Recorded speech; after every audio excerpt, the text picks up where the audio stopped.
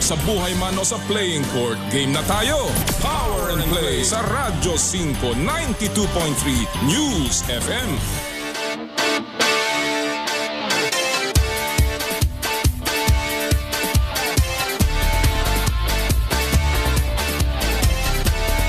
Sa kapwa ko Pilipino, ipagmalaki ang galing na meron tayo. Ilantad ang likas nating talento at magdala ng saya sa mundo. Sa harap ng pagsubok ay di susuko, para sa pangarap tayo'y porsigido. Magpakitang gilas na at huwag magpatalo, ipagdiwang natin ang Pilipino. Yan ang Pinoy. Mula noon at hanggang ngayon, talento natin ang bida. Mula sa simpleng bakuran hanggang entablado natin ipakita. May pagsubok man ng Pinoy, pinalalakas ng saya. San man tayo sa pulot, Syempre, Sibay, Lakay, Amiga. Sama-samang pakita ang galing natin katropa. Sa kapwa ko Pilipino, Pilipino, yan ang Pinoy.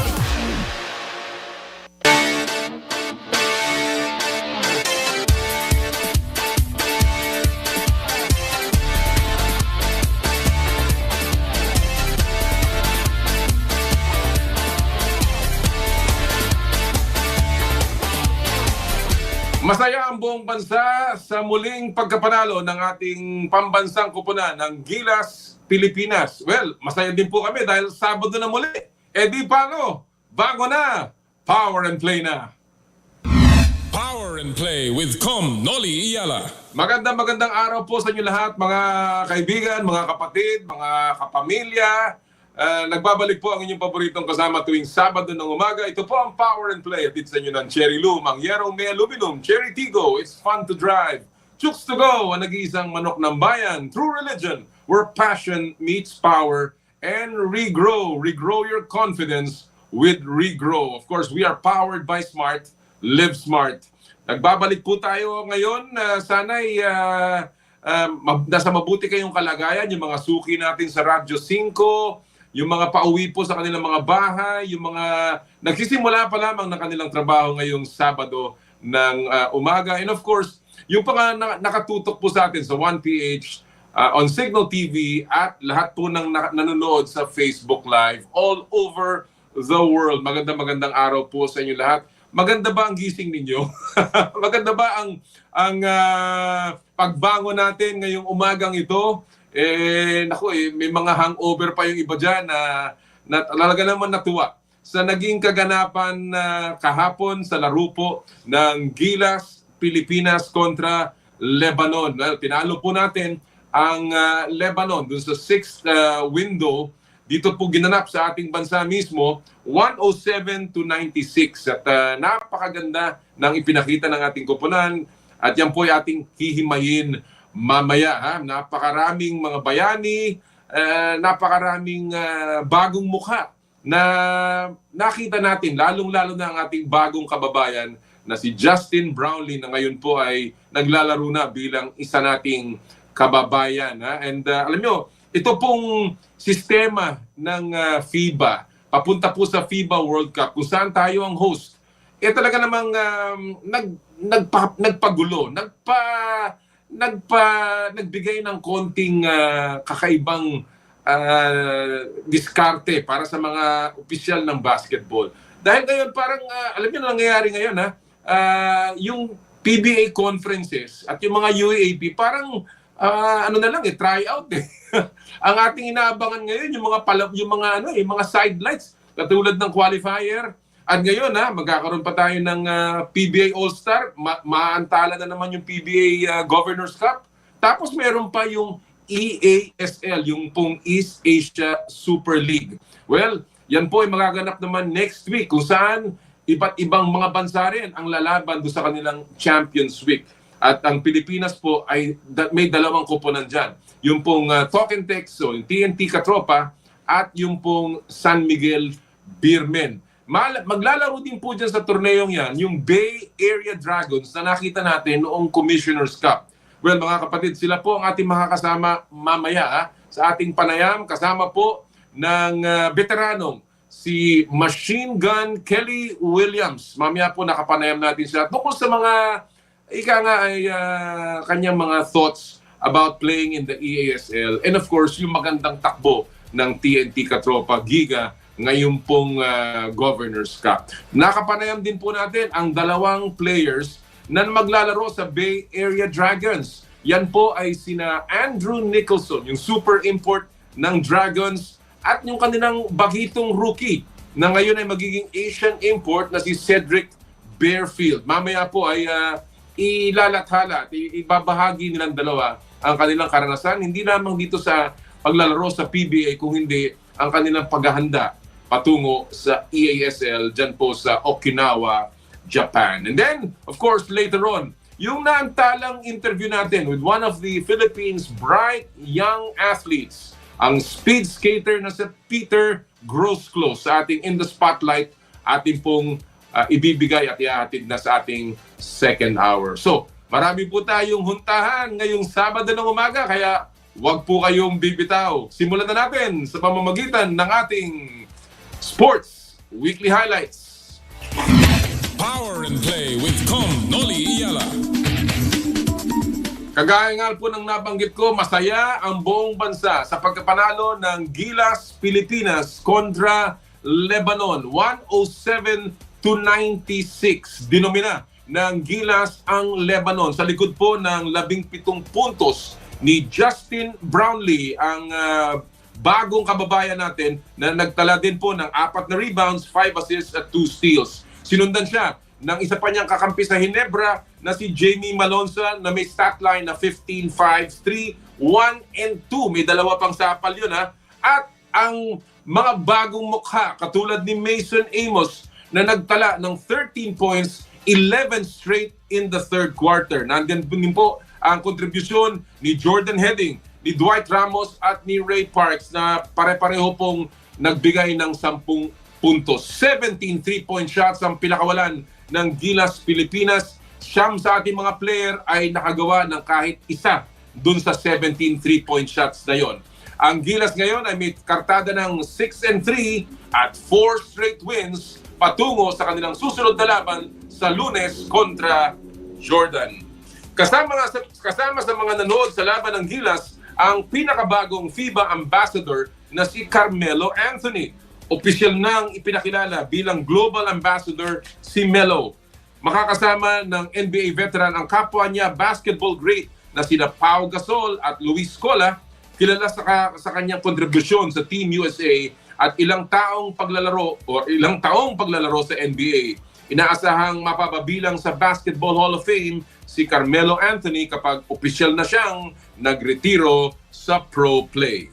Sa PBA naman, kumpleto na ang Team Scotty at Team Japet para sa pagbabalik ng PBA All-Star Games. Matapos ang botohan, pumili ng kani-kanilang players sina Scotty Thompson at Japet Aguilar. Top pick ng Team Scotty ang kanyang mga kabarangay na si Christian Stan Hardinger. Kasama nila sa kupanan sina CJ Perez, Calvin Abueva, Robert Bolick, Arvin Tolentino, Kevin Alas, Jason Castro, Stanley Pringle, Marshall Lassiter, Mark Baroka at James Yap. Number 1 pick naman ng Team Japet si San Miguel Beerman Junmar Fajardo. Makakasama nila sina Jamie Malonzo, Chris Newsom, Roger Pogoy, L.A. Tenorio, Mikey Williams, Paul Lee, Jeremiah Gray, Gian Mamuyak, Nards Pinto at Terence Romeo. Ngunit posibleng hindi makapaglaro sina Mikey at RR dahil sa injury. Sa collegiate volleyball, simula na ng hampasan sa UAAP Season 85 Volleyball Tournament ngayong araw na ito. Favorite sa women's tournament ang defending champions NU Lady Bulldogs. Nagbabalik naman pagkalipas ng 3 taon ang men's tournament. Ipatutupad din ang pagbabalik ng challenge system sa second round ng torneo. Update naman sa paparating na EASL. Gaya nga ng nabanggit natin kanina, alanganin din maglaro sa EASL Week sina RR Pogoy at Mikey Williams. Parehas kasing may iniindang injury ang dalawang manlalaro. Bone bruise kay Pogoy at ankle injury naman kay Williams. Good news naman para sa TNT Tropang Giga dahil pahinga muna sila sa PBA Governors Cup hanggang All-Star break. At yan po ang buod ng ating mga balita sa Sports Weekly Highlights. Again, congratulations sa ating Gilas team. Pambihirang paglalaro, and we're now hoping, of course, na magpatuloy ito hanggang Monday. Of course, ito ay mga non-bearing na sapagkat pasok na po tayo sa World Cup. Pero ang ating gusto makita dito talaga ay ang kung paano mag-gel at paano na maglaro ang ating koponan. By the way, doon po sa mga nag-aabang ng Pulso ng Bayan, this week medyo wala tayo munang pupulsuhan. So, tuloy po tayo kagad naman doon sa ating linggo-linggong pamimigay ng 1,000 pesos e-wallet credits mula sa Joyride Super App. Ito po ang Joyride Super App Top Up promo sa Power and Play. Napakadali po para sumali. I-download lamang ang latest version of the Joyride Super App. Kuhanan ng screenshot ng app's home screen kasama ng inyong pangalan. Send the screenshot po sa Power and Play Facebook page via private message. Isama nyo po ang inyong pangalan at registered mobile number at kami po'y pipili ng 5 sa katapusan ng show na mananalo ng 1,000 pesos JR Pay wallet credits. Magagamit nyo po sa delivery ng Joyride, sa motorcycle taxi at sa Joyride car. Yan po ang Joyride Super App Top Up promo. Alright, mga kapatid, ready na tayo dahil marami tayong makakapanayam ngayong araw na ito. At simulan na natin ang ating huntahan sa Power and Play sa ating paboritong Fast Take. Power and Play with Tom Noli Iyala. At ang Fast Take ay hatid sa inyo ng Cherry Tigo. It's fun to drive. At ngayong araw pong ito, ako'y masaya sapagkat ang ating pong makakasama, dalawa pong hindi ko pa nakaka-feeling dito sa Fast Take. Sila po ay mga first-timers dito pero talaga namang excited ako dahil I'm sure marami pong may babahagi sa atin ang dalawang ito. Mga PBA analysts, and of course, one of them is a very, very close player to me dahil siya po ay nakasabay ko. Hindi lamang po sa PBA kung hindi sa kanyang paglalaro noong pang-college. Walang iba kung hindi ang ating PBA analyst, si Coach Eric Reyes at si Isaac Go. Wow! Magandang araw, Coach Eric and Isaac. Thank you for joining us ngayong araw na ito. Magandang Thank you araw. for having us. Yes, also hi to Isaac over there. Hi, Coach. Alam mo, unang-una, ito gusto ko muna ito klaruhin Isaac, analyst ka na pala. Ako'y natutuwa. Ito ba, primary ano mo na ba ito? Trabaho o ano lang to? Pampalipas ng panahon? Hindi naman pero parang I think, syempre dahil nawala na yung basketball, parang hinahanap ko pa rin. I think it's a one way for me to still stay connected to the game and get familiar with the young ones naman. Syempre, since detached na sa college, parang I still have to stay in tune and learn the names of people, meet them. Parang lang, it's a ibang, parang I can approach the game in a different way na. Still stay attached to it. Well, of course, it will always be, you're always welcome. I'm sure si Coach Eric will say the same thing to the family of sports analysts. Pero, syempre marami ka pa rin fans na nag-aabang sa'yo na makita ka pa rin sa basketball court. Coach Eric, I haven't seen you in a long time. Congratulations on your newest baby. Mukhang, ano ba to? Girl or boy, Coach Eric? Baby girl. Baby Number girl. 5. So, starting Wow. 5 na ako. 2 babae, 3 lalaki. So, Yun! isang former lady spiker na pwedeng pang volleyball na ngayon nagsi-sportscasting na rin. And of course, my 3 boys ang sasundan doon. 2 na nahilig na rin sa basketball. Tapos nga, ito yung baby girl, yung bunso. I'm sure, abangan na ng mga scouts yung mga anak mong lalaki, and of course, itong bagong baby girl, may malay mo, isa na namang volleyball player in the making. But the Reyes family is always into sports. Before I get to Fast Take, pinag-uusapan ko kanina, ang napakagandang performance ng Gilas kontra Lebanon. I want to get your takes on this first. Coach Eric, I'll start with you. what was the biggest takeaway for you dun sa laban ng Gilas kontra Lebanon? Well, the best part about it is we were able to discover new faces. You've seen Justin Brownlee there. Nakita natin si Amos was also doing good. Jordan Heading also did very well. And I like the cohesiveness of the team considering that they come from various leagues. Aside from that, I'm very much impressed with the passing, the ball movement. Yung speed nila really was a factor considering that we didn't really have our regular bigs. And of course, the three-point shooting, that to me is very important in international competition. 17 threes, Isaac, ang nakuha ng ating team. Of course, sinasabi nga nila, naka-14 din naman ang Lebanon. But still, 17 threes is very impressive. But when you talk about this team, sabi nila undersized daw to dahil dadalawa lamang actually ang malaki dyan with Junmar Fajardo and Mason Amos, of course, Justin Brownlee. Do you think that having a team that can shoot will compensate kahit na medyo kulang tayo sa malaki, Isaac? Dahil ikaw, you're a big man that can shoot the three. Kombinasyon.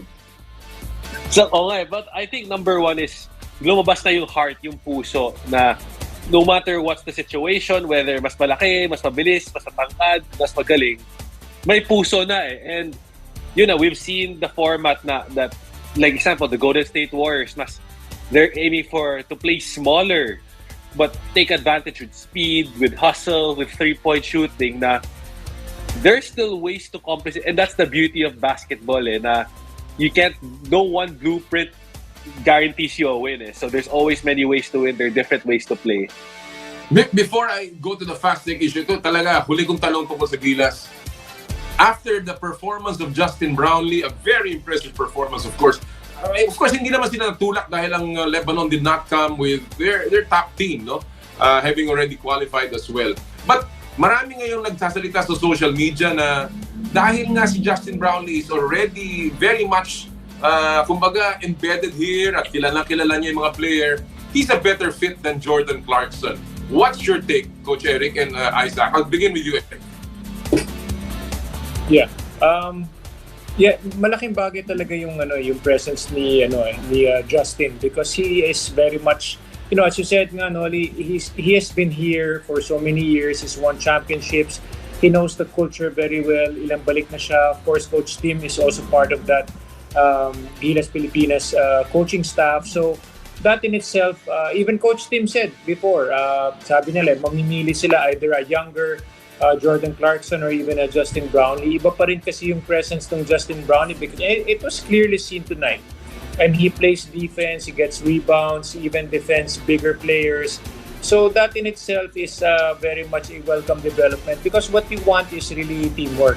We will never want to see anyone single-handedly carrying our team. Of course, Clarkson is a very talented and athletic player. Hope we wish nga na sana payagan na siya ng Gilas maging regular at hindi na naturalized. Para talagang, there's so many out there who are supposed to be talagang half, like may dugong Pilipino talaga. And dapat nga yun yung pinapayagan nilang maglaro. Kaso, because whatever rules, hindi natin pwede yung ganon, no?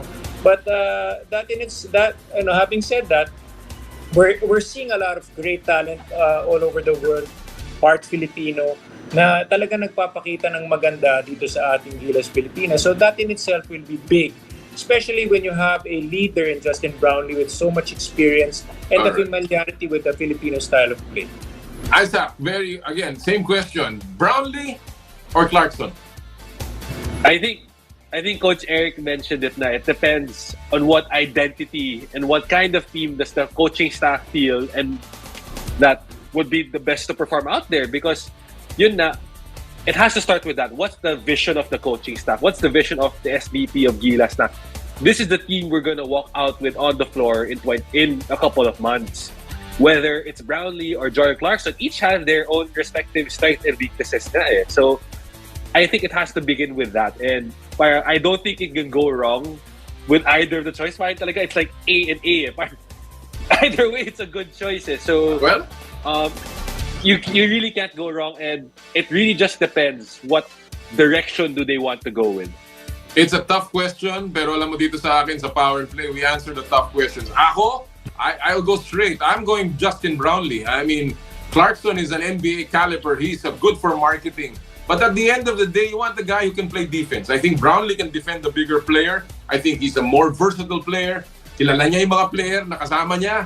I think if it's a matter of choice, I'll go with Brownlee. Ganun talaga, ganun ang labanan. Pero sabi nga ni Eric, sana ipayagan na pati si Clarkson maging local. That would be the best. Of course, it also depends sino magiging katandem niya.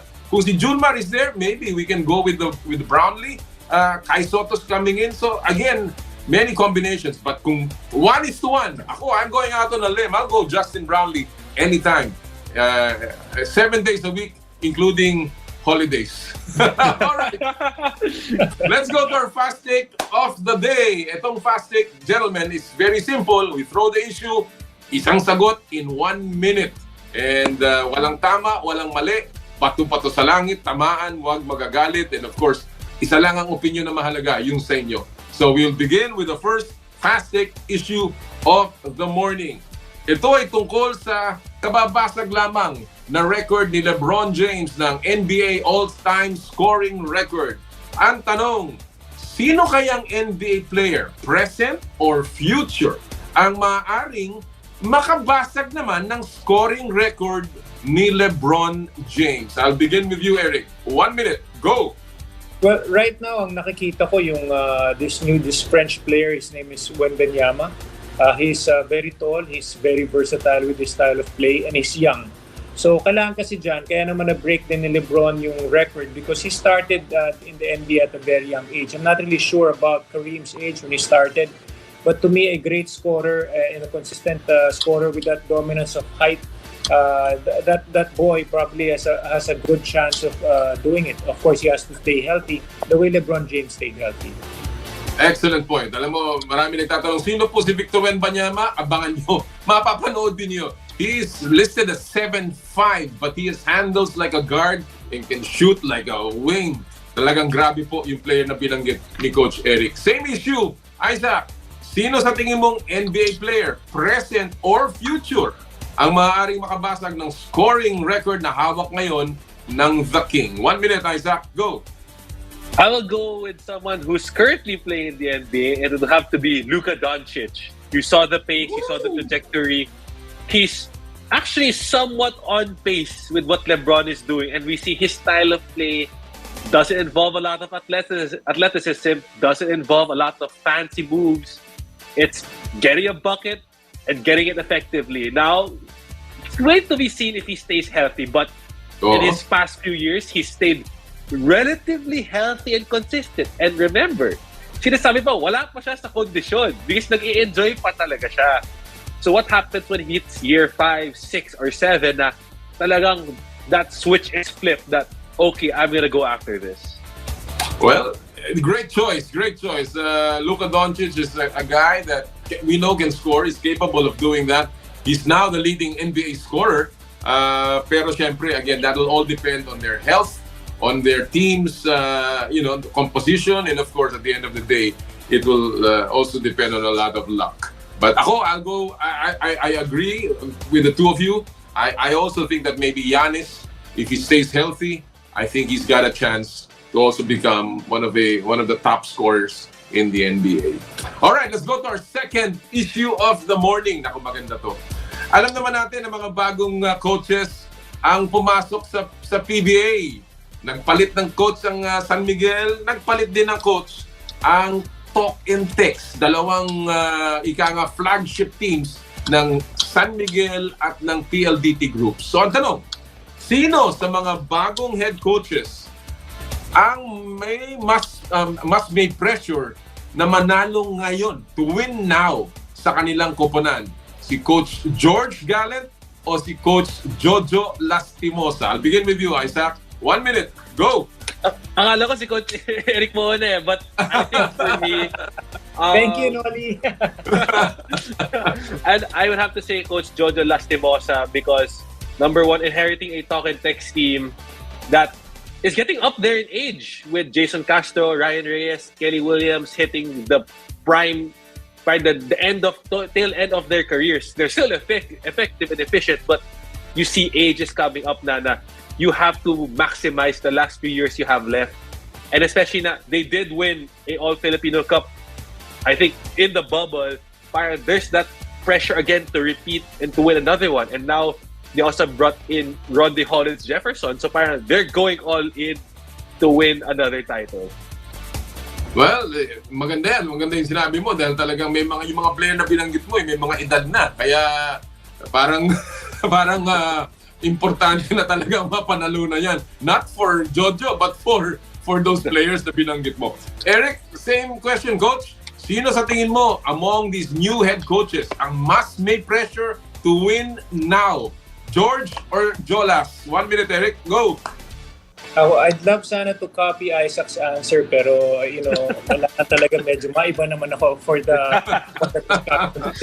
I'd go actually sa tingin ko lang pareho silang may pressure kasi when you enter the life of a coach, wala nang katapusan yung pressure niyan. There will always be pressure in anything you do or whoever you hold on, especially with both the dynasties that we're talking about. But sige, in this discussion, I'd go with Coach George Gallen. The thing with Coach George is, of course, itong si Coach, nakasama na niya dati si Coach Leo Austria. So that in itself is a pressure with the record of Coach Leo, what he has done already for the Beermen, considering that they have Junmar Fajardo. So I think there's always pressure on George with the way he'll be handling, and he still has the 6-time MVP in his lineup.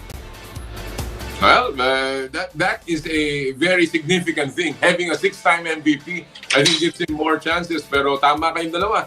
Talagang para silang nasa kumukulong tubig ngayon na pinapalambot. Dahil sabi nga nila, mag-ingat ka sa hihingi mo. The more rope you ask for, the higher your chances na maibibitin ka gamit yung lupit na yon. So, I wish them all the best.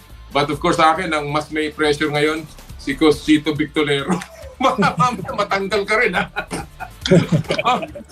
All right, let's go to our third and final issue of the morning. Ito ay tungkol sa parating na PBA All-Star Game na namili yung Team Scotty at saka Team Japet. But before that, naging popularity contest yung sistema sa pagpili ng mga na ilalagay dun sa All-Star Pool. At ang tanong, sangayon ba kayo sa sistema na fans ang pipili ng players para sa PBA All-Star Games? I'll begin with you, Coach Eric. 1 minute, go!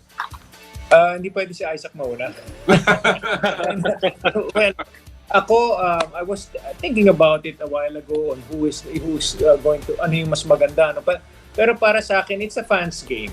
Especially the All-Star Game wherein you all have the best players. Yes, it may sound like a popularity contest, but in this case, yung mga pinili ng fans, talagang magagaling naman ng mga players yan. So, and they have already proven themselves. Even again, Mamuya is really a future superstar of the PBA with the way he's been playing as a rookie. So, para sa akin, okay na rin na yung fans ang pumili para at least makita rin natin na after nila pumili ng mga players, yung mga dating magkakampi, magiging magkalaban sila ngayon. Katulad ni Scotty, kalaban ni si Japet, and so forth. Alright, well, that's straightforward answer, especially coming from Eric na dating all-star din ito kaya marami na rin nasalihan ito ng mga ganyan. Alam natin how also popular Eric came when he came in from the Ateneo, talaga namang marami rin ang sumunod sa kanya. Isaac, same issue. Sangayon ka ba sa sistema na ang fans ang pipili ng mga players? Dahil ikaw, maaari ka rin mapili, tandaan yan, para sa PBA All-Star Games. Isaac, 1 minute, go! Syempre naman, nagsangayo rin ako, Viz, na boto naman ako sa rookie, sophomore, juniors game. And I think you've seen it every year naman, kahit sa NBA na like guys like Taco Fall, Andrew Wiggins, Alex Caruso, yung mga fan favorites talaga, binoboto talaga. And it's a way na to engage the fans, keep them connected with the game. And even in the NBA, every year may snubs talaga, bis hindi naman ilan lang talaga malalagay mo in an All-Star game. Maybe na yun na if people feel like na certain players getting snubbed, why not do what the NBA adopted now, which they have, or what other leagues are doing, may weighted voting. So the fans get the vote, but at the same time, coaches, players may also have a say. Para wala nang silang sasabihin, oh, di ako sikat, ganito. Para, or it just avoids that. But at the same time, I agree with Coach Eric. It's a fans game. So of course, the fans, there's a reason why they get voted. They want to see them play. Well, I totally, want to second that because alam niyo po, ang All-Star Game, talagang para sa fans yan. Wala tayong magagawa dyan. At mahalaga kung ano ang kanilang boses dyan. At sa totoo lang, and I know Eric will agree with this, marami yung PBA superstars, minsan ayaw maglaro sa All-Star Game. Kasi gusto nila magpahinga. That's a chance for them to rest and really take advantage of that long weekend. But they play because it's for the fans. Ang sana sa akin lang, kasi ito naging criticism to dahil ang dami daw galing lamang sa Ginebra, halimbawa, or the San Miguel Group. Sana may limit to a certain number of players ang isang team para magkaroon din ng opportunity naman ang ibang mga magagaling na player from non-popular teams na makasali sa All-Star Game. In other words, parang merong default na pwede magpasok ang PBA. But again, at the end of the day, it's what makes the fans happy na dapat ang mahalaga. Gentlemen, again, this was terrific. I enjoyed my talk with you. Sana hindi to ang kahuli-hulihan, Coach Eric and Isaac, and I really hope to see you one day in the games again. Maraming salamat. Thank you, Com. Yeah, thank you, Nolly. Thank you so much. Anytime, call me anytime if you need me in the show. Thank you so much. Mga kaibigan, PBA analyst, Coach Eric Reyes, and of course, from Terra Firma, Isaac Go. Maraming salamat sa inyo. Well, mga kapatid, bago tayo magpatuloy, syempre, pasok muna natin ating mga paalala mula sa ating mga kaibigan sa Smart. Puso Pilipinas is a movement to celebrate the Filipino athlete powered by Smart. Follow them on Facebook, Instagram, Twitter, and YouTube. Get a chance to win exclusive Puso Pilipinas merch by sharing their Facebook page in your social media accounts with hashtag Puso Pilipinas. The Giga Life app is the latest mobile app from Smart that lets you discover and enjoy your passions with the different Giga promos. It can be downloaded and used by Smart Postpaid, Smart Prepaid, Bro Prepaid, and TNT subscribers via the Apple or Google Play Store. What can the Giga Life app do for me? Check your balance, monitor your current subscription, top up using debit credit card, subscribe to the latest Giga promos, monitor your data consumption, auto-detect your mobile number when you are connected to Smart Network one-tap subscription to the most popular offer, Giga Video 99. And of course, Power and Play is powered by Smart. Live smart! And when we come back, more of your favorite Saturday morning show. Ito po ang Power and Play. Hatid sa inyo ng Cherry Loom, Cherry Tigo, Chooks to Go, at ng True Religion.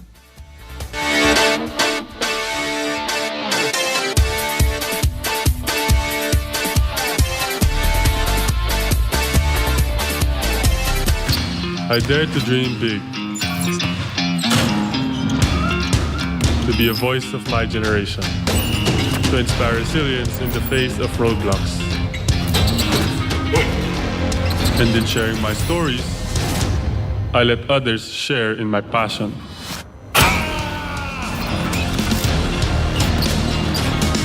Follow Kai's stories on Twitter and share yours with Smart Double Giga Stories.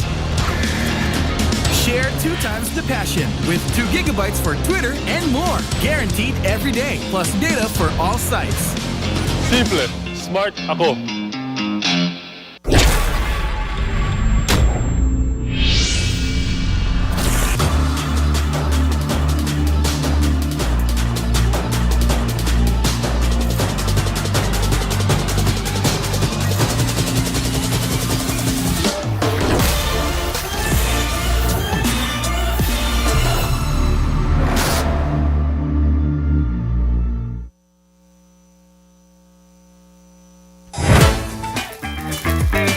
Nag-uumapaw sa real chicken juice na swak sa panlasa ng buong pamilya. Available in sweet roast, pepper roast, at harissa roast variants. Chooks to Go. Masarap kahit walang sauce. Tawag na sa Chooks to Go delivery hotline 8687-1010 o online sa chukstogodelivery.com or via GrabFood at Foodpanda.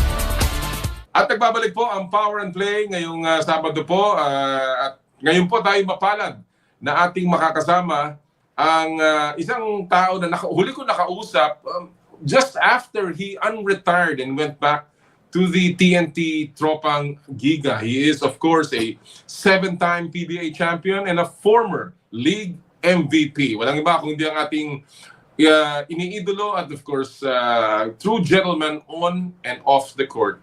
Walang iba kundi si Machine Gun Kelly Williams. Hi, Kelly. Thanks for joining us today. Thank you so much for taking time out in your very busy schedule. Yeah, no, Kamish, thank you for having me on. It's always a pleasure. Yeah, I was talking about the last time I spoke to you, which was really after you unretired, so to speak, when Coach Shot asked you to come back. How has it been so far, Kelly? Any regrets on unretiring and playing again? I wouldn't say regrets. There's been it's been mostly great. A lot of challenges, obviously, with it's a little different when you're 40 plus, playing with these younger guys and trying to keep up. But it's really been it's been a great resurrection of my career and just this chapter of my life. Just the experiences on and off the court have been amazing for me. Well, it's been an amazing return, of course, a comeback, and of course, an amazing Governor's Cup so far for your team, for TNT. And despite your very difficult schedule, and of course, the many injuries that your team has suffered from some of these players, you're doing very well. You're at the top of the team standings. You've got a win streak going here. Kelly, what has been the key so far for the performance of the Tropang Giga? Yeah, Commish, I think a big part of our, we'll call it success this conference, was just how miserably we did last conference. And I think that was a bit of a motivation. I can't remember a time where I didn't make the playoffs. And so that was a tough one to swallow coming out of last conference, as well as all of the distractions and obstacles that we'd had to go through with injuries, with guys in and out, with just all the things going on. We learned a lot about ourselves as a team and as an organization altogether, I believe. And we took a lot of those lessons out of that and brought them into this conference. And as I'm sure Coach Gilas has told you, there's still a long way for us to go as a team and things that we need to improve on. But I've been saying all year, if we can learn these lessons and take our lumps while winning, then that's great. So we'll take this record all day, but there's still a lot that we need to learn and improve on as a team. You mentioned a while ago that you have to go up against this younger, even stronger guys now at your age, at the young but ripe age of 41. Happy birthday, by the way, Kelly. A belated happy birthday. Thank you. Celebrated your birthday. Thank you. But it's no longer unusual. You got a lot of 40-year-old and up guys playing in the league and doing very well. You've got Arwin Santos, you've got James Yap, you've got Rafi Reeves, we even saw Asi Taulava, of course, and many more who are playing even beyond their 40s. So how are you keeping up? How are you keeping up with these young guys, Kelly? Well, first of all, I think it's a mental thing, and I think all of those guys that you mentioned will say it as well. I definitely don't feel 40, and I think a lot of that starts with me not thinking about aging, but more of just keeping myself in shape, keeping myself active for a greater purpose than even just basketball. I think it's for the past several years. For myself, it's been more of trying to instill habits and just a lot of positive things to make them a lifestyle and a lifelong, just lifelong habits. And I believe they've just helped me in my career. It's kind of a bonus.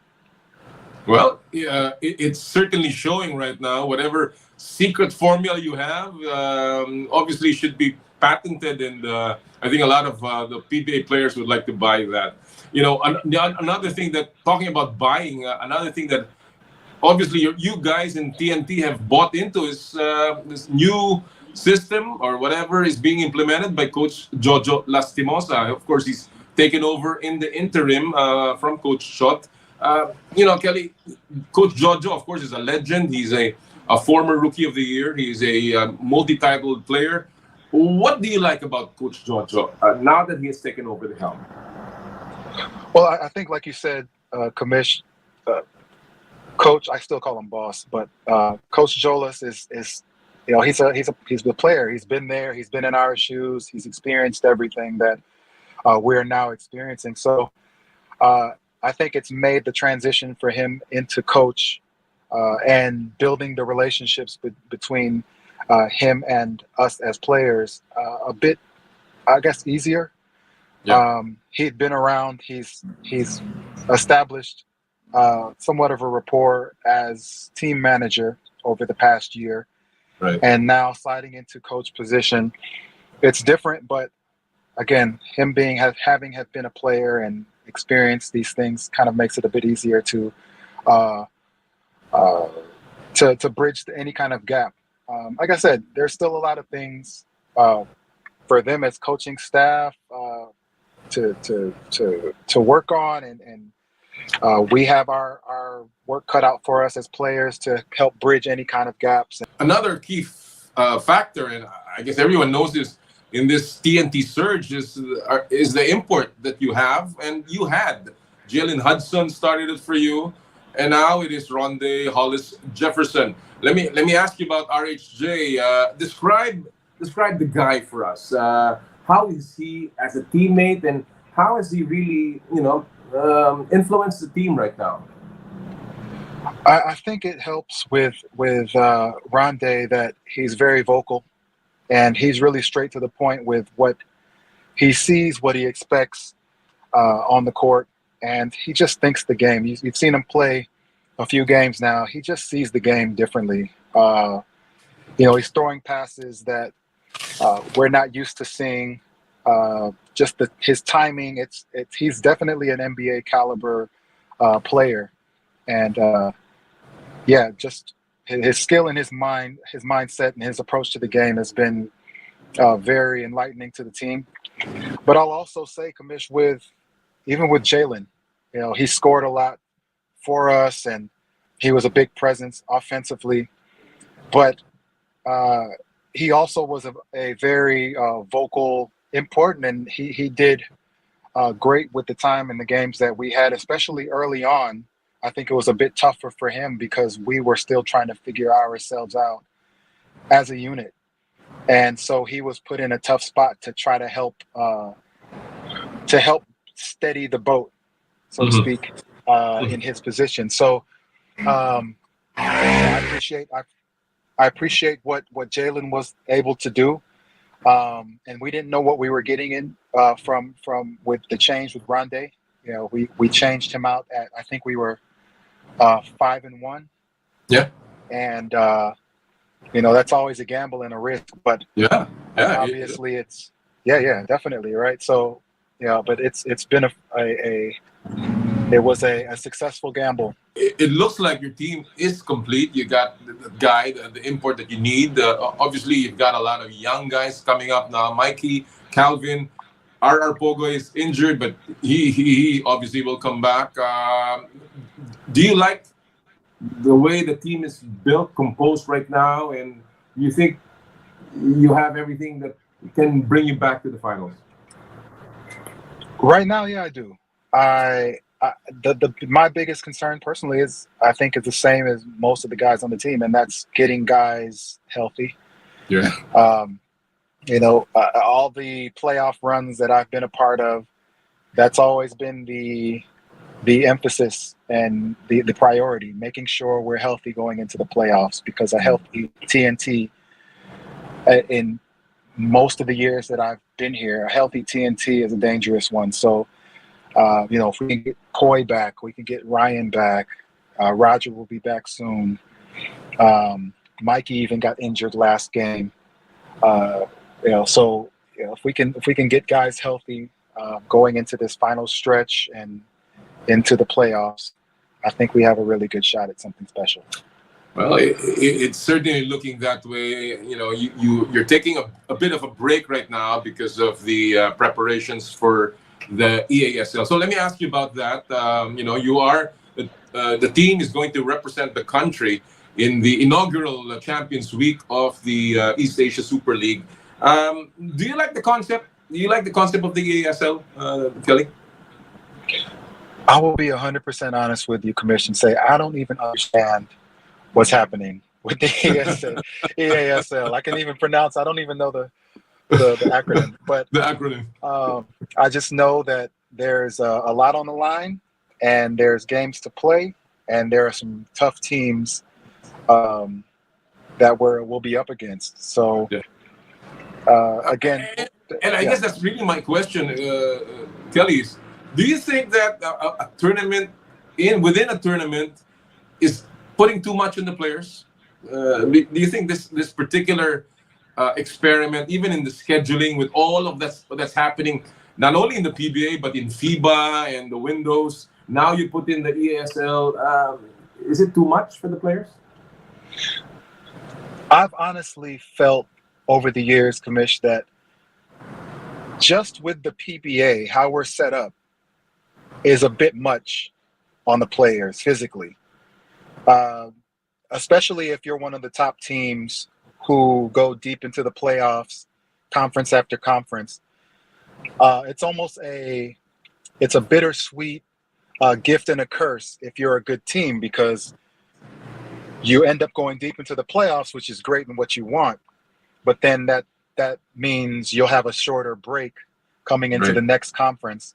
And for many years now, we've had this 3-conference season, which again means, if you make it to the playoffs every conference, then you're basically going year round. And what I've heard over and over again over the last 16 years is just how physically unhealthy that is for the body. So I think we as players have a very unique responsibility that most don't have to deal with, and that's how do you keep your body in elite shape and play at a high level and give your all every conference and not get injured.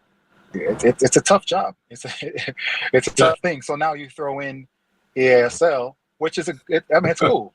It's awesome. It's a great thing. It's a great experience. But when you look at it, which is how I look at it from a physical toll standpoint, it's also another gamble. Absolutely. Absolutely. And if you remember, during my time, I tried to reduce the conferences to 2, which I did. And, that's precisely the reason, because I felt the toll on the body of the players was too much. And I felt that, players could play better if they were given more rest and maybe prolong their careers. But, again, that's for another story. But let me ask you about, your Gilas call-up. I know you've mentioned this already, that it's just a call-up. It's just being part of the pool. But, obviously, after so many years in the league, Kelly, after serving the national team so many times, what does this mean for you at age 41?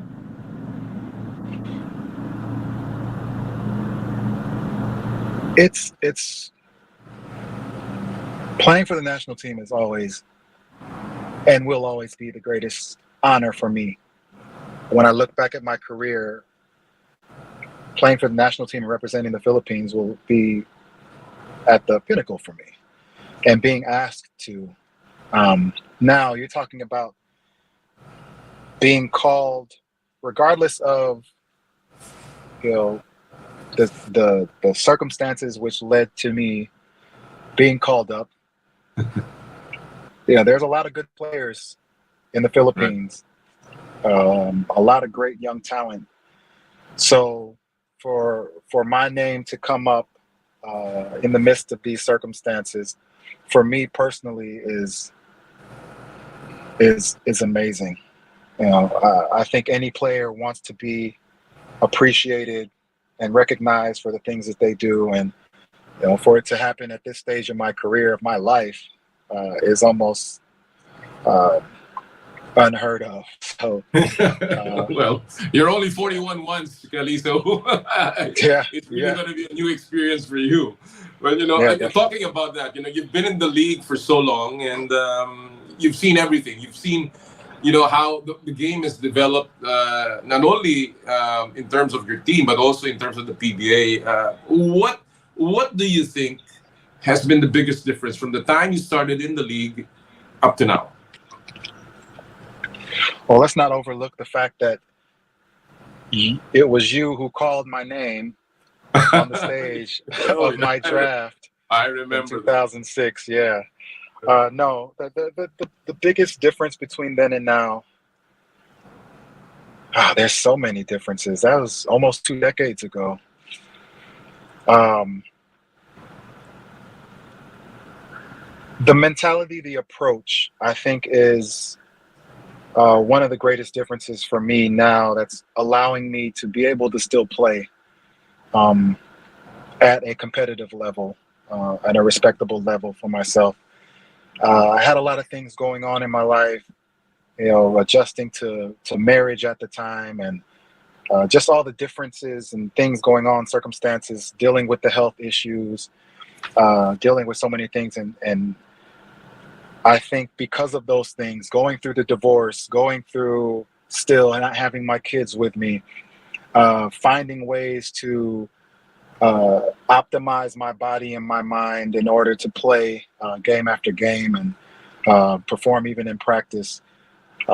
It's allowed me to raise my level of play and my optimize my life in a way that I couldn't have even imagined when I stepped on the stage draft day 2006, right?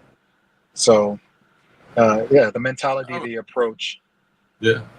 But in terms of your own role, Kelly, I noticed, for instance, that you're shooting more 3-point shots now. You're shooting, and in fact, you're shooting it in a great clip, 47%. Last I checked, in terms of your statistics in the Governor's Cup. And obviously, that's not the strength of your game when you started. You were a powerhouse. You were just a wrecking machine. You were a tornado. You could just you had that power just to get into the lane. But now you're shooting more threes. You're stretching the floor. Do you like the evolution of your game, Kelly? I think that's the natural progression when you get older and your legs don't want to do the things that you wanted to do all the time. Don't get me wrong, I have my days where my legs are like, I know, to explode. But I think for myself, that's just something I'm a little more conscious of, because I'd much rather play 25, 30 minutes of efficient basketball than 10 or 15 minutes of, I may give you something hard that, go all out and, be gassed by the end of it, So, but I do, I love where my game is right now. And I said this recently, that there's still a lot, it may sound foolish, but there's still a lot in me that I feel hasn't even come out yet. So, that's kind of my personal goal, is to, by the time I finish playing, by the time my career ends, I can say that I really put it all out and did it, and just got it all out of the basement, like Rocky says. When you look at the things that's happening now in the basketball scene, what is your take on for instance, on the free market concept, when players can leave and they can decide now? Free agency's there. What is your take about players leaving for abroad, or players demanding trades? I think it's a good thing. I think it's good to allow players to go and have an experience outside of the Philippines. I believe, and giving them the freedom and welcoming them back if it doesn't work out abroad, because the experience that they have there will only make them better as players, and which will benefit the Philippines in the end, whether it's as a national team player or in the PBA. So I think that is a good thing. At the end of the day, these players are trying to get the best for themselves and for their families, and that's really all you want. Yeah. As far as demanding trades and things like that, I believe there should be a degree or a level of power for the player, since they are more or less they're the product, right? They're the ones out there. It's hard for me to say because I'm not a demand a trade kind of guy. I'm a pick and stick. I do that with my crypto. That's what I do with my with my stock investments. No, but I do believe there should be a level of a balance. That, I balance. guess Definitely. There should be a balance. Right. And in a way that's fair for both the player and the organization. And now you have your own boys that may one day follow your footsteps, or at least will have the skills of their dad to play professional basketball. Would you encourage your kids to take the same path you took?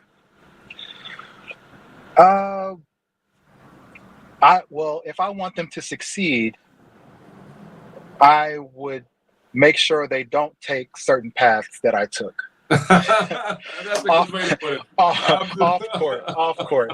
As far as basketball, you know what, Kamish? Like, I don't have to encourage my boys to play basketball. I've never had to push basketball. It's in them. And so now my sons being 13 and 10, they're both playing in leagues now.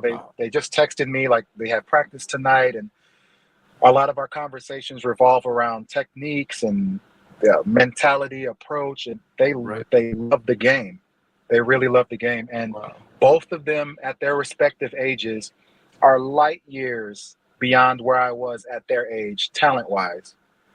So now I feel like my role as dad and my experience is to share with them the mentality that will take them to the next level. I was talking to my youngest today, and he said, I asked him, what's your goal? I asked him, what's your goal with basketball? And he looked me straight face. I want to make it to the NBA. It's like, all right. So we had a conversation around that, right? So they're hungry and they're serious about it. So we'll see what happens. But don't be surprised if you hear their names come up in the near future. Oh, yeah. In about maybe 7 to 10 years, you'll hear Kelly Williams, a Williams boy from his father, Kelly, a pro, being called in the NBA draft. What a moment that will be. That would be amazing. Let me leave it at that because I've run out of time here. But Kelly, it's great to talk to you.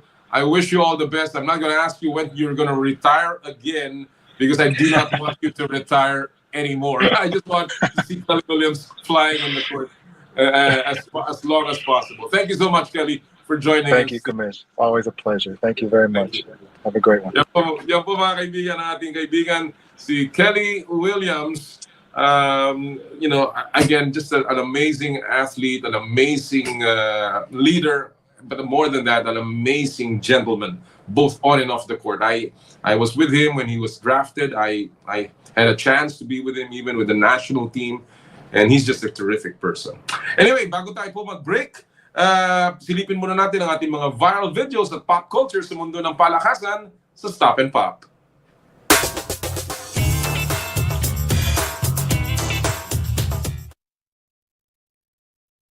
Sabi nga nila, ito pong video natin, sabi nga nila, sometimes you don't have to work hard. You just gotta play smarter. Ayan na, parang pang-ano natin to, pang-commercial natin. Parang itong tatay na to, panoorin natin to mga kapatid sa video. Chill na chill lamang siya na nakaupo habang nagbe-baseball yung kanyang mga chikiting. Pero para hindi na tumayo, ayun, nakatali yung bola sa isang fishing line para pwedeng ma-recover ang bola habang nakaupo. Abay, swerte at smart itong tatay na ito. At yan din po ang ating Stop and Pop moment. And we will take a break. Sa ating pong pagbabalik, ang patuloy po ng ating show ngayong Sabado sa Power and Play. At din sa inyo ng Cherry Loom, Cherry Tigo, Chooks to Go, at ng True Religion.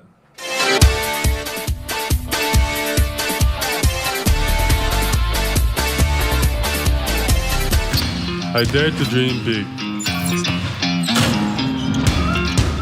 To be a voice of my generation. To inspire resilience in the face of roadblocks. And in sharing my stories, I let others share in my passion.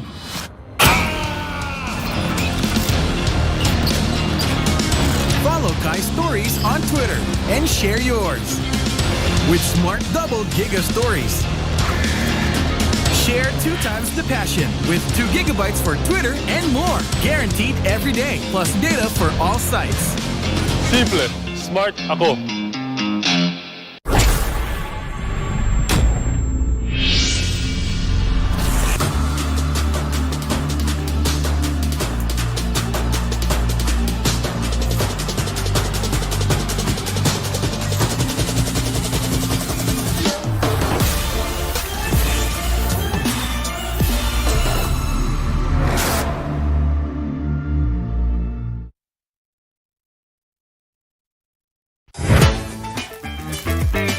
Nag-uumapaw sa real chicken juice. Naswak sa panlasa ng buong pamilya. Available in sweet roast, pepper roast, at harissa roast variants. Chooks to go. Masarap kahit walang sauce. Tawag na sa Chooks to Go Delivery Hotline 8687-1010 o online sa chookstogodelivery.com or via GrabFood at Foodpanda.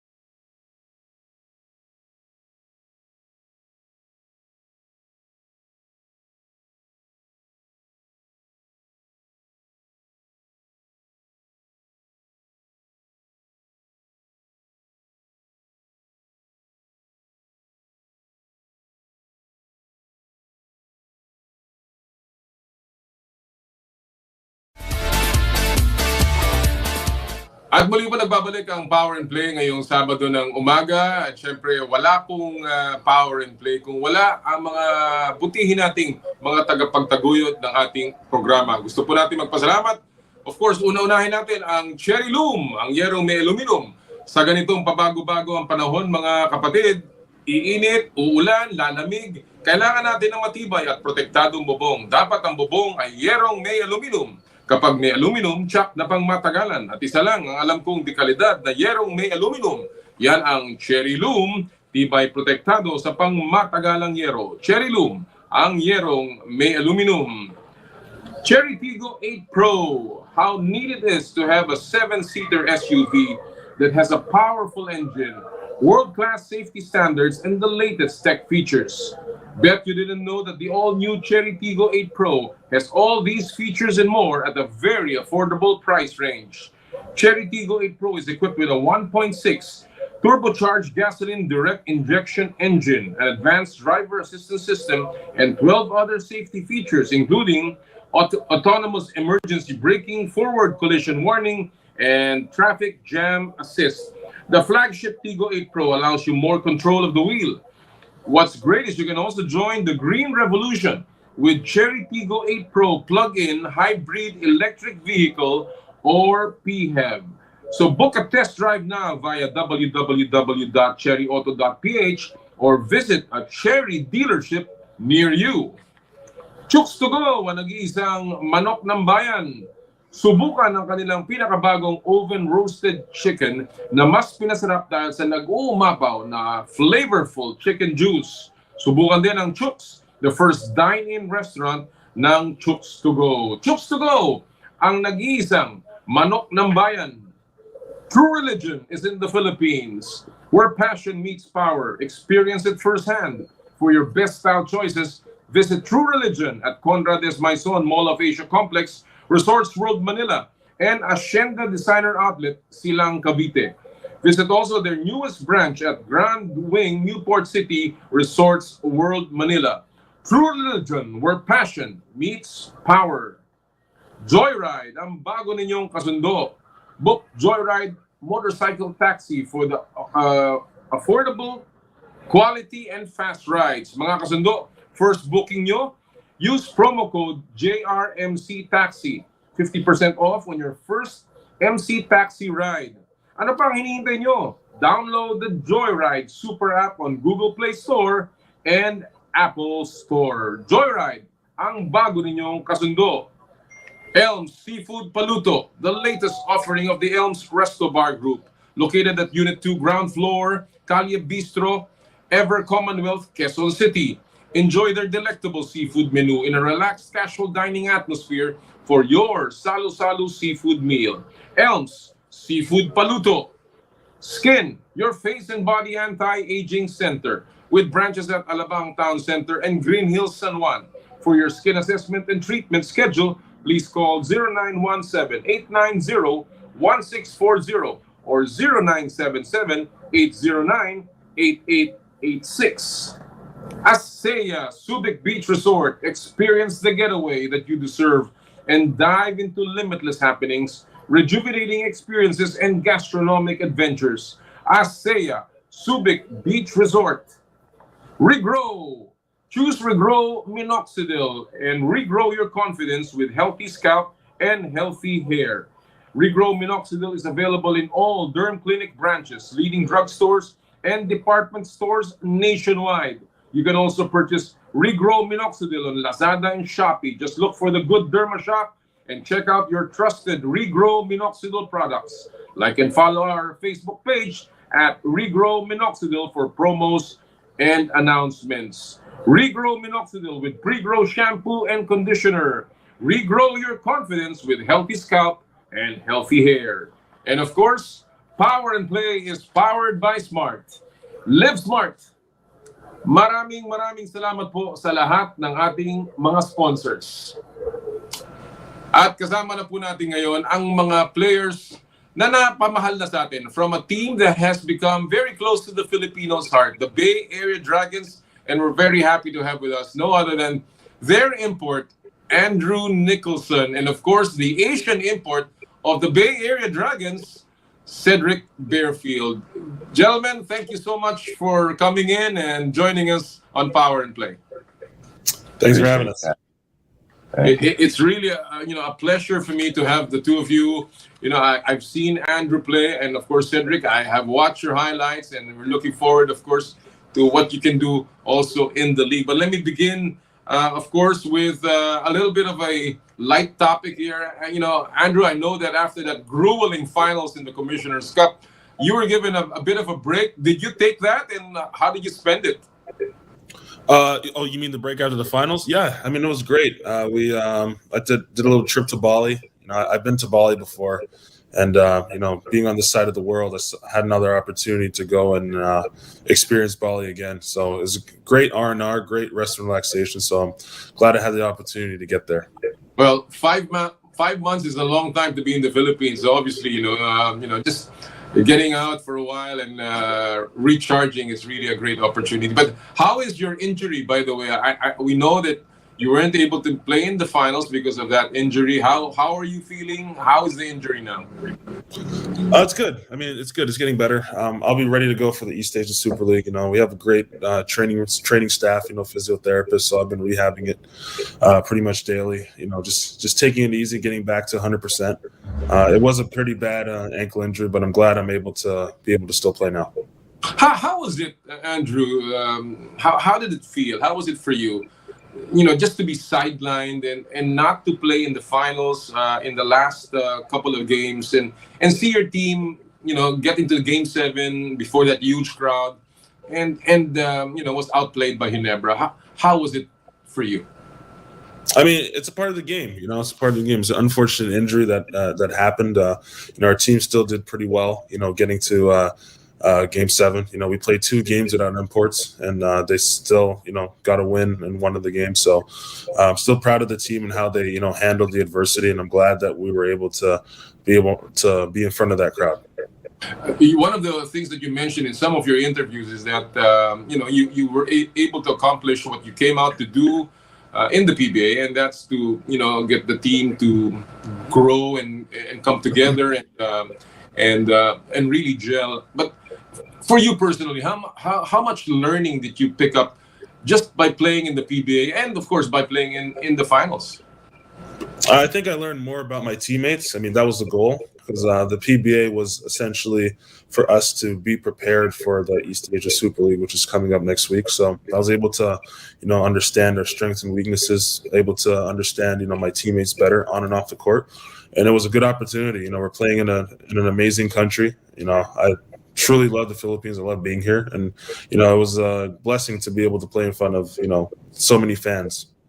Oh, yeah. And of course, it is also a blessing to have the Bay Area Dragons play in the PBA. Sedrick, Sedi, let me ask you, before anything about your stint with the Bay Area Dragons, there were reports that you were supposed to play in Taiwan, and you ended up playing in Dubai, of course, with a strong group, and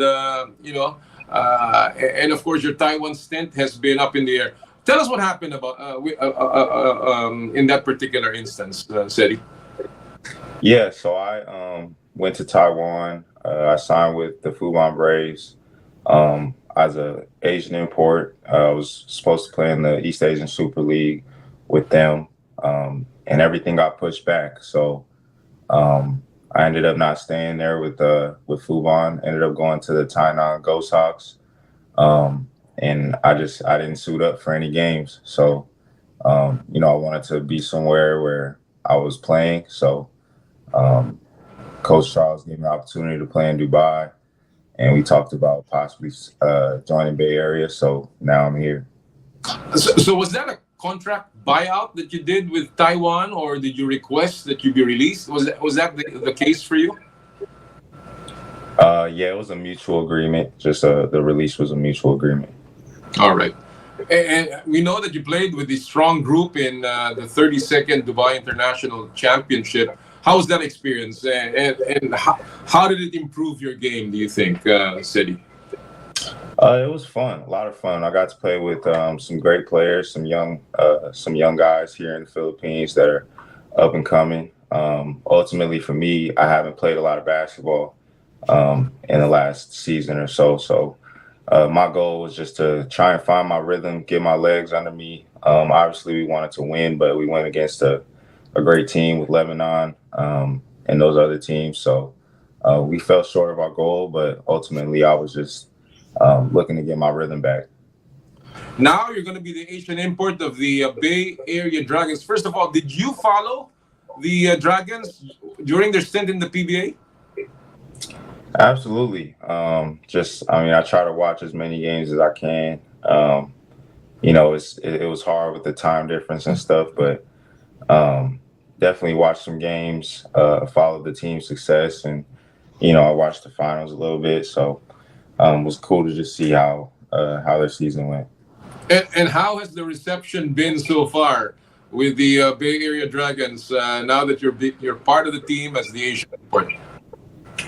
It's been great. The guys have made it easy for me to just come in and be myself. And the brand of basketball that Coach preaches is just, one that helps us all fit in well, helps us all just, gel, share the ball, and focus on defense. So I just try to come in and do the best that I can. Your first impressions about the team, and of course, the role that you think you can play and how you can contribute to the Dragons. Well, obviously they've been through a whole season already. They've been playing a winning brand of basketball. Very well coached, got a lot of good players. So for me, I just try to fit in with what they're trying to do on the defensive end, and just, do what I can to impact winning.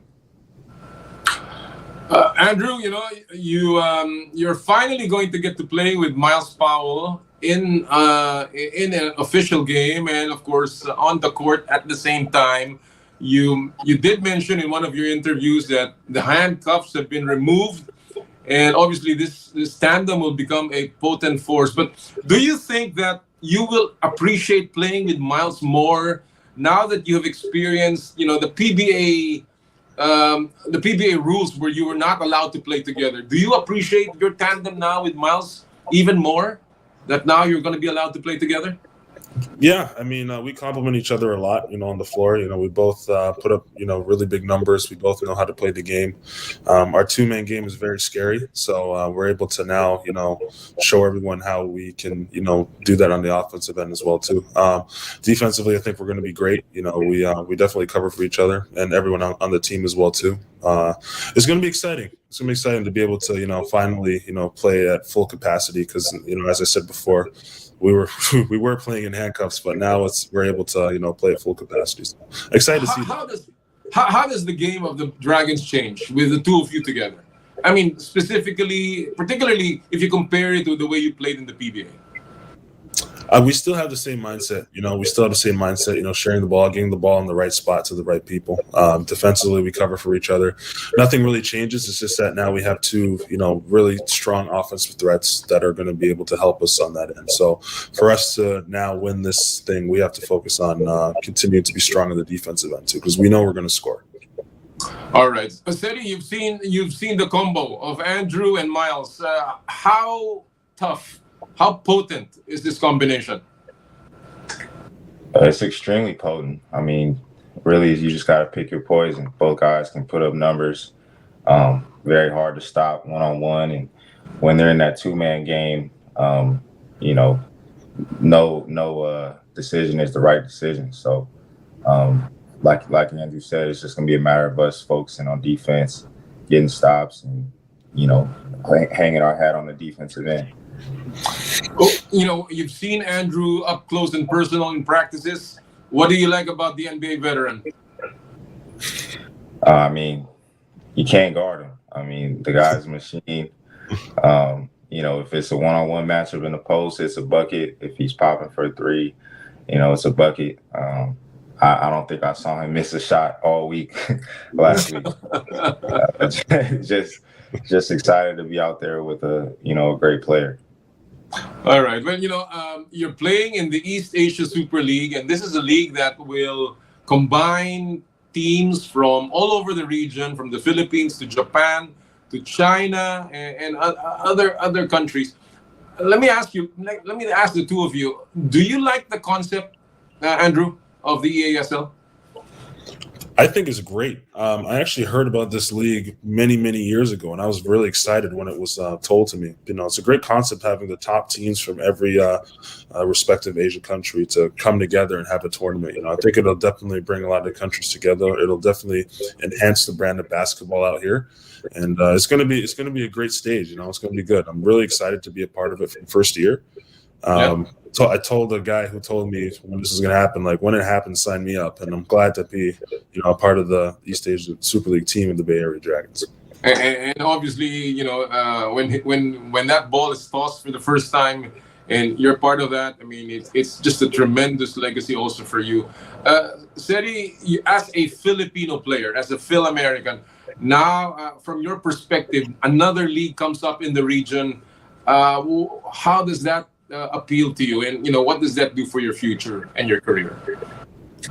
Oh, it's a blessing. Definitely a blessing to be on this side with the Bay Area Dragons, and I'm just soaking it all in, trying to make the most of the opportunity, and we're just going to try to go out there and win. I think winning handles everything. So as long as we just stay focused, I think the sky's the limit.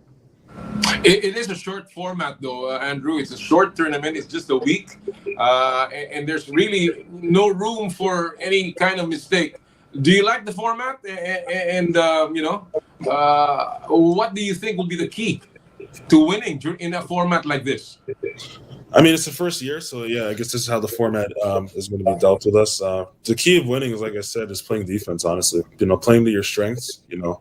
Our strength, we already know our strength is on offense. We can't be stopped in any shape or form, so we have to be able to guard. If we're able to guard, I think we're going to be in great shape. All right. Seri, have you checked out the teams that are going to be playing in the EASL? You're facing some really tough teams, and a lot of imports, a lot of foreign players coming in. Have you checked out any of them, and who do you like? As a team, we've been just preparing for the first game, just watching film. So, haven't been able to look too far ahead. Just looking straight at our first matchup, and just going to try to handle business that first game. All right. Well, Andrew, I know that you maybe the entire Bay Area Dragons would have wanted another crack at Ginebra, but unfortunately, they will not be in the ASL. It will be San Miguel and Talk and Text that will be representing the Philippines. But still, these are tough teams. You remember playing against them. What concerns you the most with these two teams, Andrew? Actually, I didn't get to play against TNT, so San Miguel's. It's a tough team. It was a really, really tough series. They have really talented players. They had some size to them as well too. I think we just need to, if we do. Well, actually, they're not in our bracket, but if we do match up with them, we just got to do what we did last time. Just hang our hat on the defensive end and continue to, pull for each other. Well, a couple of big name imports are also going to be playing with these teams, and obviously now TNT is playing with Rondé Hollis Jefferson. Your thoughts about that, Andrew? With Rondé, I actually he was my old teammate when I was in Brooklyn, so I'm very familiar with him. I saw that they brought him out here. Very talented player. I think he was in Korea just recently as well too. So it'll be good for if we do see each other, because with the brackets, I'm not sure. We're not matched up with. You're not. San Miguel, well. But it should be an interesting matchup in case you meet down the road, and of course in the finals. Sedrick, there are speculations that you will enter the PBA. Of course, I will ask you about that a little later. But how significant is this chance to play against PBA teams, if ever you do match up against them, or at least showcase your talent before these teams?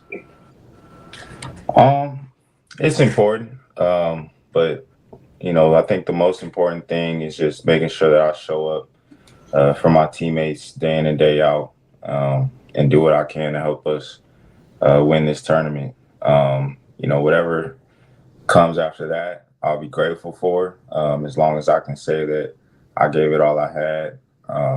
and I'll let the chips fall where they may after that. People are asking, of course, about your roots. Your mother is Filipina. Where do you trace your roots in the Philippines, Sedrick? My grandparents are from Batangas, so Batangas. Oh, okay. Yeah. All right. And do you have family that you visit here in the Philippines? Yeah, absolutely. I was with my grandfather today. We went to lunch. I was with my auntie and some cousins. So, yeah, for sure. Excellent. Did you grow up in a Filipino home? I mean, were there Filipino traditions that you followed, Sedrick? A little bit. Yeah, a little bit, of course. I mean, my mom's Filipino and, my grandparents were around. So, yeah, definitely. Well, I'm sure, Andrew, having stayed in the Philippines for over 5 months now, I mean, you're beginning to see the Filipino way of life. What do you like most about staying in the Philippines? I mean, I'm very familiar with Filipino culture. I actually own 2 Filipino restaurants back in Toronto. My business partner, Really? yeah, Wow. He's from Iloilo, so he kind of brought me into the culture while I was up in Toronto. Oh, that's new. Oh, terrific. Yeah. So being out here, it's been amazing. The food's amazing, the people are amazing, the weather's amazing. It's going to be sad to leave here. I know I've been here for 5 months. I wish it was longer, but I'll definitely come back here for a visit. I made a lot of friends here, a lot of fans here, and I'll miss them dearly. But I am looking forward to coming back here just to see everyone again after we leave. Knowing this now that you own a restaurant with an Iloilo partner, I mean, a person from Iloilo, what kind of food do you serve? And what particular food do you like in your menu? Yeah, so he franchises Max's. So I opened okay. I opened the Max's with him, and we actually rebranded that Max's to Crane Kitchen. So we do it's more of an Asian fusion, but with a Filipino twist to it. And then we have a Filipino bakery called Crane Express as well too. So we sell halo, ube cookies, pandan, all that. Wow. Yeah. Have you tried that? In the Philippines. I mean, the original version. Have you tried your halo here? I'll be honest with you, it's not the most healthy, so I don't really eat it as much. But I have seen it out here. I have tried it at home. Not a lot, but I have tried it at home. But it's definitely one of our best sellers. It's not the right season to eat it because it's still a little cooler. I mean, in terms of the Filipinos. But when you get to the summertime here, and that's when the halo really becomes so popular. Let me ask you guys. Sedrick, you are preparing for the EASL. I understand that you have played with some teams, including De La Salle University, and is it true that you played with a foreign university, Santo University? Is that right? We played in some friendly scrimmages. De La Salle was one of them. Yeah. So, how was that? How was that experience? It's been good, man. I think for us, we're just testing the integrity of our team, the where we stand defensively, and just trying to build habits throughout those games. So obviously they got some young players, and I think we did a good job.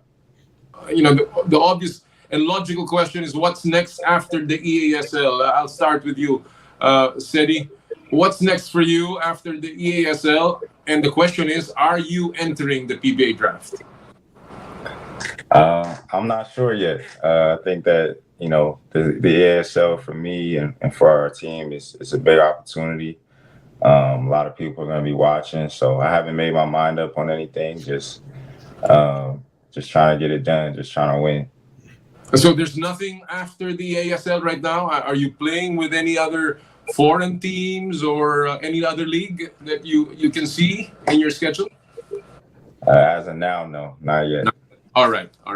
Andrew, same thing before I let you go. What's next for you? I know it's been a long tour of duty for you in Asia, as well as for the Bay Area Dragons. What's next for you? For me, it's just back to business. I am an entrepreneur back home. I do have 6 businesses back home that I need to attend to. My business partner and I, we've been doing this for a very long time. So he holds the fort down while I'm gone. So I'm just going to go back home and help run everything, and then wait until the next season. Is a return trip to the PBA in the horizon, Andrew, if the Bay Area Dragons, or, you know, I guess the better way to ask it is, would you want the Bay Area Dragons back in the PBA? Honestly, wherever the Bay Area Dragons go, I think I'll go, because I had the best. This is one of the funnest, best season that I've had in all my 11 years of playing. You know, so they get first dibs. And that's a good way to end that, because obviously a lot of Filipinos are looking forward to seeing, you know, the kind of professionalism that you've shown, the kind of game that you have displayed, and of course the way you have handled yourself throughout your stay here in the Philippines. And you know, I salute you and I thank you for showing that to all of us. Gentlemen, thank you so much for joining us on Power and Play. We look forward to the next interview with you. Thank you so much and have a good day. All right, no problem. See you guys. Have a good one. See you. All right, bye.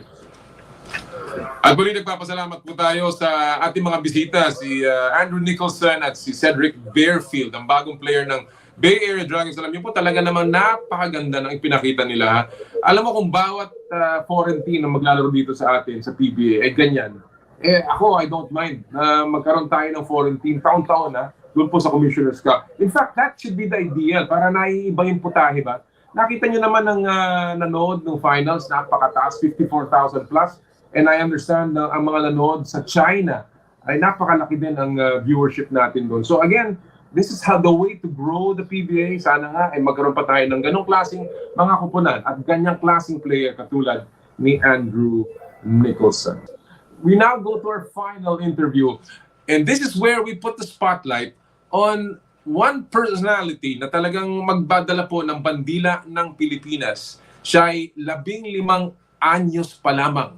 Subalit siya po ang ating magiging pambato sa Winter Youth Olympic Games sa Bangon, South Korea next year. Lagay po natin sa spotlight, in the spotlight, ang ating celebrity athlete.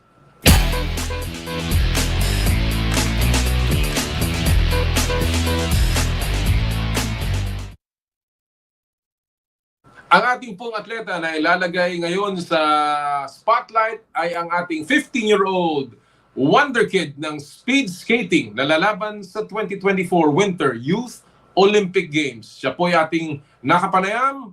Ito po, si Peter Groseclose.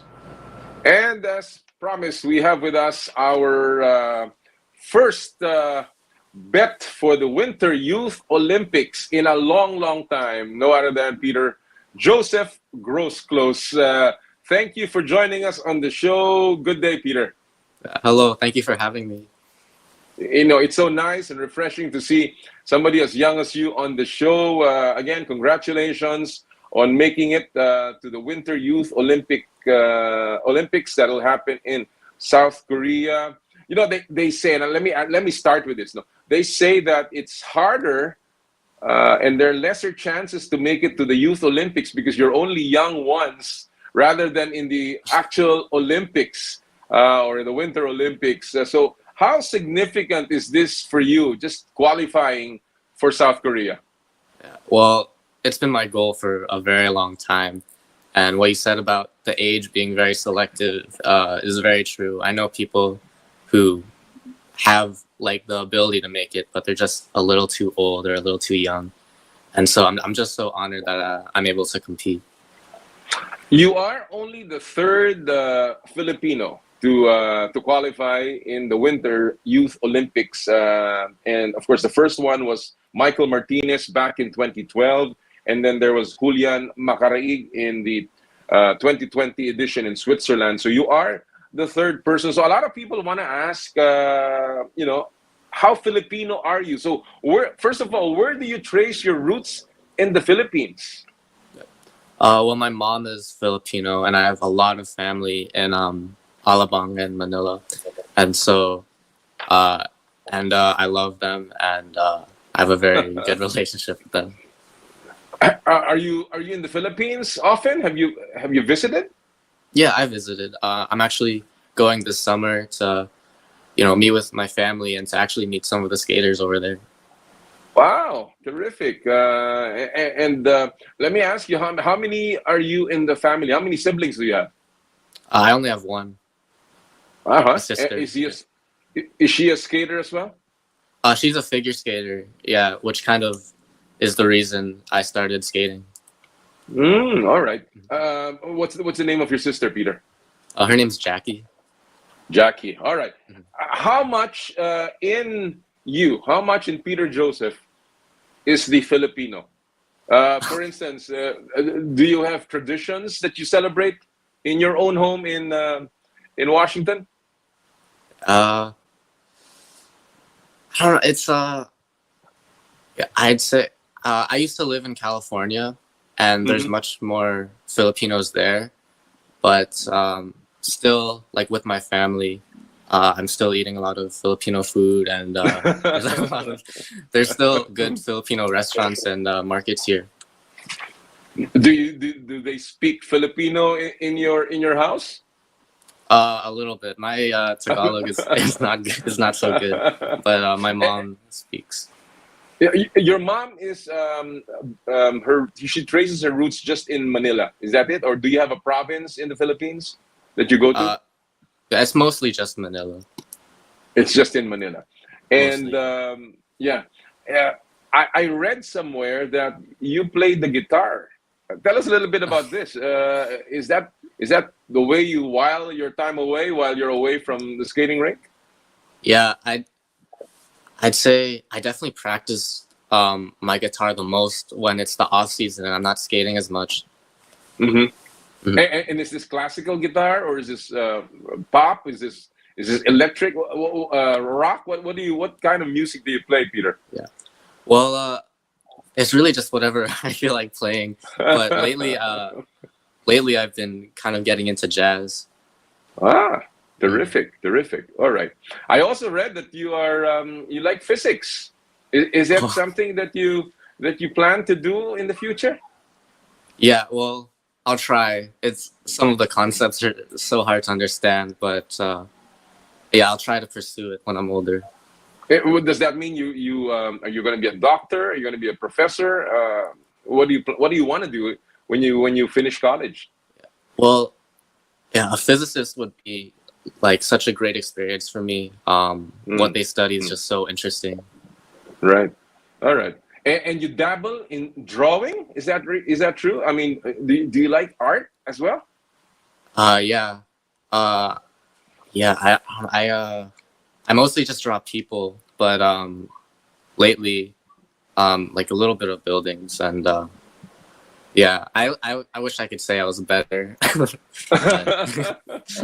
So does that mean you're going to be a physicist architect or something like that, Peter? Well, that'd be really cool. But that'll really be cool indeed. Yeah, that's true. And you got a long way to decide which one you want to take. But in the meantime, you're into speed skating. You're going to be in the Olympics. You're going to be an Olympian. I read that you took up the sport at the age of 7 in Lakewood, California. All right. Who introduced you to the sport itself, to speed skating? Well, when my sister was figure skating, I was friends with one of her friend's brothers, and he did speed skating, and I just thought it was the coolest thing, and so like he kind of inspired me to try it out. So it was your sister's friend. In terms of formal training, who was your first coach?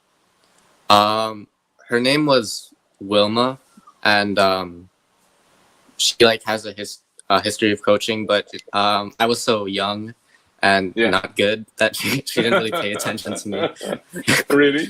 And so you changed coach? Somebody picked you up? What happened to you after that? Yeah. Well, this was in California, and I moved to the other side of the country, and where I am now. And my current coach is Simon Cho, and who coached me at Junior Worlds. His name is Jimmy Jang, and yeah, they've been really great coaches for me, and they've been giving me great advice and great training. Excellent. You mentioned in one of in that bio that I read that you think that speed is very appealing. Those were your words, appealing. Why do you think so? Well, What kind of feeling do you get out of it?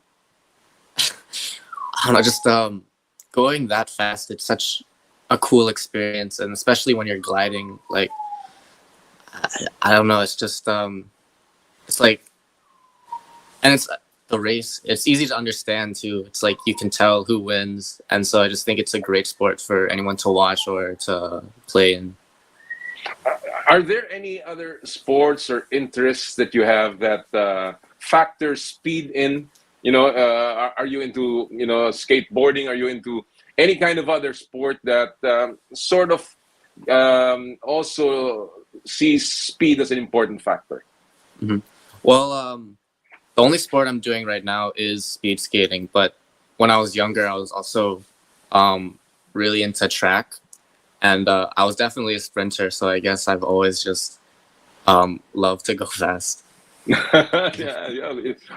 Clearly, this is something that you know has been inculcated in you for a very long time. And you know, do you is it hard? I mean, I guess that's a simple question.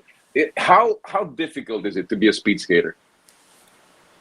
Well, it's very hard. Like the training and just the workouts are pretty intense, but also just how much strategy goes into each race, especially now that the sport has been around for a little bit now. Yeah. Well, I will get to that. I'll ask you about your training, but right now, who do you credit your skills? Who honed your skills that has made you very competitive? Of course, you mentioned your coaches, but the foundations of that, where did you really get it? Was it really your coaches now, the current coaches? Yeah, they've been my coaches for a while. And also just my competition as well. Like, just having them around me and skating with them, it's a huge motivation and to skate well. And, you know, they're my competitors, but they're also my friends. And I'm very inspired by them. Wow. That's good to have to have in your team. You know, when you have friends in your team who you also consider as mentors and coaches. You know, I want to ask you, because you represent the country, and obviously the Philippines does not have a winter season. It does not have snow. We do not have any kind of cold weather here outside of a little bit of the mountaintops. But do you get strange looks when you go around in competitions and you say that you represent a tropical country like the Philippines? Not really. I mean, there are other Southeast Asian countries there that are speed skaters, and they skate well. So, I don't feel so out of place. All right. And obviously, it's always there's always a sense of being an underdog, because people don't really think that Filipinos or even Fil-Americans would be able to really get as good as you are now in speed skating. You are going to compete in the 500, in the 1,000, in the 1,500. So let me ask you, what do you think are the keys to becoming a great speed skater? Yeah, well, since the 500 and the 1,000 and the 15 are the only distances that you can skate, you kind of have to be like a pretty well-rounded skater in order to do well. You have to have good endurance and at least an okay sprinting speed, and just keeping in mind like all the strategies and like predicting what your other skaters might do to pass you or to make you tired. What do you do to gain that speed? I know I was an athlete in the past, and I know a lot of sprinters have very strong legs. How do you develop that? What is a typical training day for you? Yeah, well, I'd say strong legs are also extremely important for speed skaters. For that, I've been doing weight training, like leg press and squats, and also just the act of skating, just doing laps, whether it's endurance or speed training, it really activates those muscles. So what's a typical training day for you, Peter? How long do you train in a day?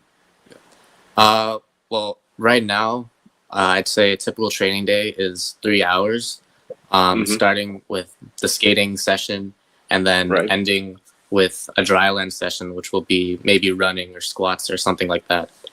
But in the summer, I actually end up training closer to twice a day. So do you plan to bump up your training as you move closer to Gangwon?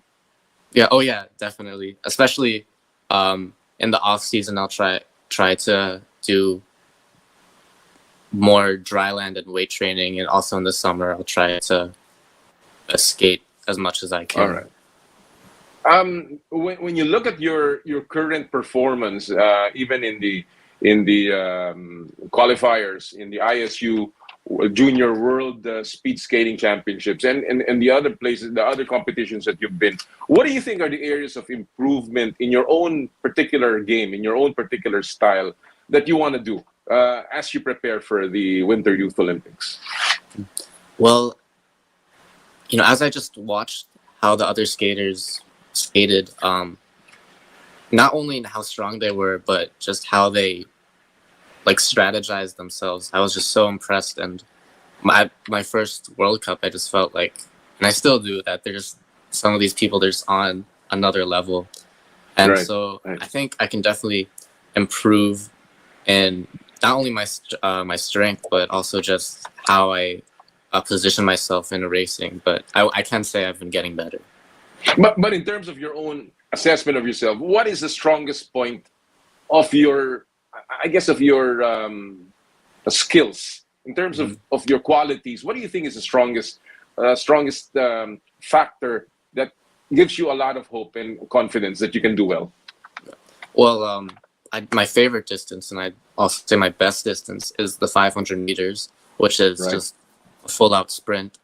And my start, just off the line, it's very fast. It's probably the one aspect that I can actually compete with the best of the best. Well, that's good to know, and we're really looking forward to seeing that kind of performance. Of course, I understand that it was a little bit of a quirky situation just getting to the qualifiers, but you're there and you're going to be competing in South Korea.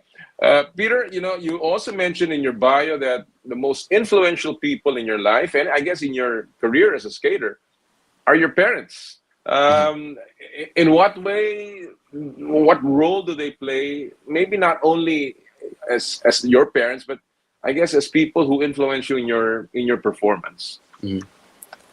Well, they've just been so encouraging for me, especially now that I'm getting to higher level competitions, and they've just dedicated so much time and effort so I can do this sport, and I just appreciate it so much, and I could not do it without my family's help.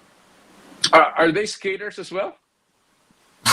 No, not really. I mean, they've kind of tried skating, right, but it's just because my sister and I have done it. All right. Well, you are, of course, moving on. There are a lot of things that will happen from now until Gangwon in 2024. What do you think is the biggest challenge for you starting now until 2024? I'd just say the biggest challenge is just really trying to keep my mental composure and just trying to get my strength on a level closer to my competitors, which will be closer because it's Youth Olympics, so more people closer to my age.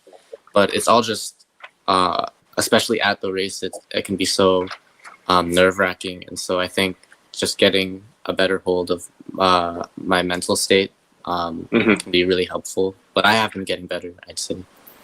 In terms of your physical conditioning, is that a concern? Have you been injured at all in your entire career as a young skater, Peter? Yeah, I have been injured. I actually have gotten 2 concussions from when I was young. This was a while ago, but yeah, I have had injuries. But yeah, I'd say my physical abilities have been improving. Especially since I've been skating against such impressive skaters. So I'm excited to see how I can skate next year at the Youth Olympics. What is the biggest? Obviously, you want to win a medal. You want to go into the podium, and I read that, of course, your ultimate dream is to make it to the Winter Olympics as a regular member. So, what is the plan? What is your plan? What do you think that you must do to get there? Well, I'm going to continue skating the competitions I have been, like World Cup and Junior Worlds, until I can. Right. And I think that will be a good assessment of how I compare to Olympians. Right. Yeah, I can say that even in this year alone, like the more competitions I've done, the more, the better I've competed. And so just by the time of the Olympics, I think I can just skate extremely well, or I hope. But have you gotten any kind of advice from, your peers, from people who've been there outside of your coaches, other skaters, Michael Martinez, for instance, or even Julian Macarig, or the other Filipino skaters? Have you gotten any kind of tips from them? yeah, I've been talking a lot with Julian, especially throughout this process, and I talked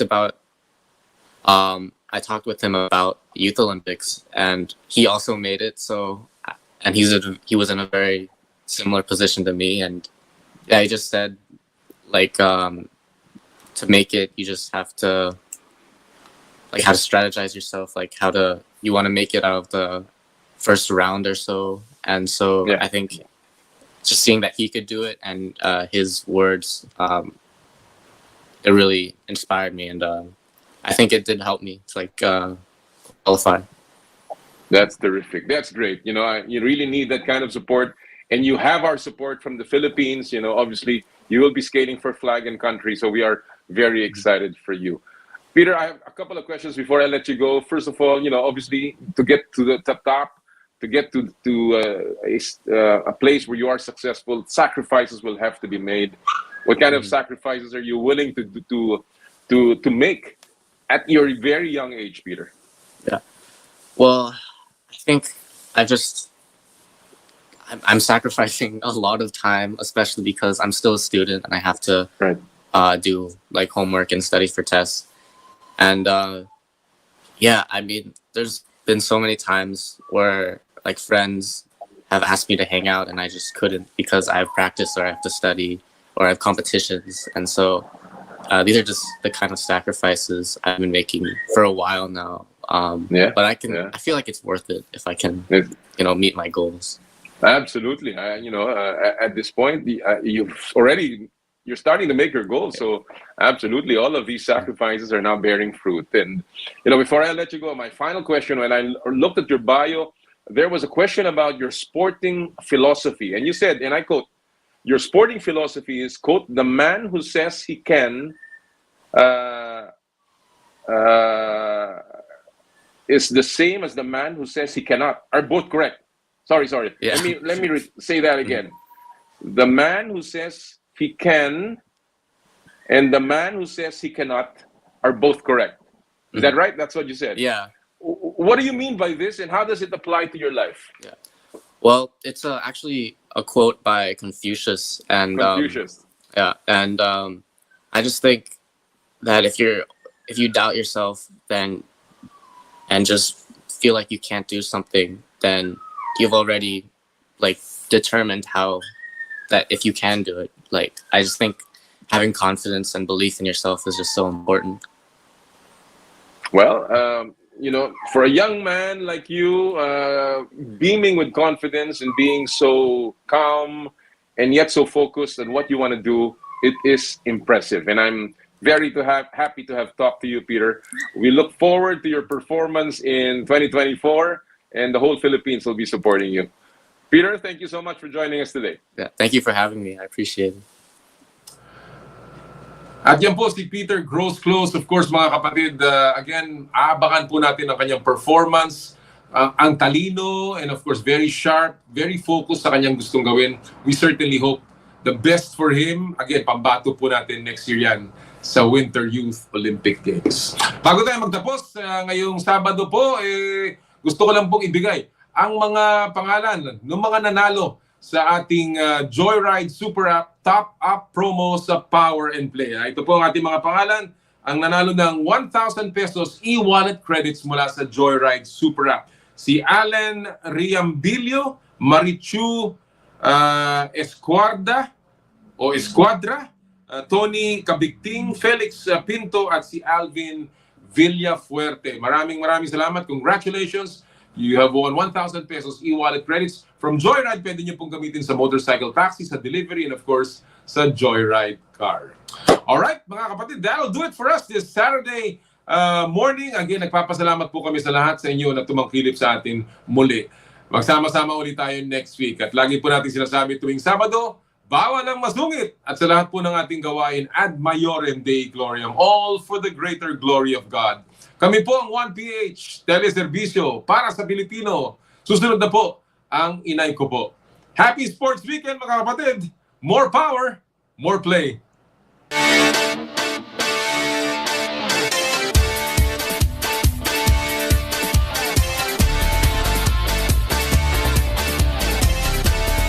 Sa kapwa ko Pilipino, ipagmalaki ang galing na meron tayo. Ilantad ang likas nating talento at magdala ng saya sa mundo. Sa harap ng pagsubok ay di susuko, para sa pangarap tayo'y porsigido. Magpakitang gilas na at huwag magpatalo, ipagdiwang natin ang Pilipino. Yan ang Pinoy. Mula noon at hanggang ngayon, talento natin ang bida. Mula sa simpleng bakuran hanggang entablado natin ipakita. May pagsubok man ng Pinoy, pinalalakas ng saya. San man tayo sa pulo, Syempre, Sibay, Lakay, Maniga. Sama-samang pakita ang galing natin katropa sa kapwa ko Pilipino. Pilipino, yan ang Pinoy.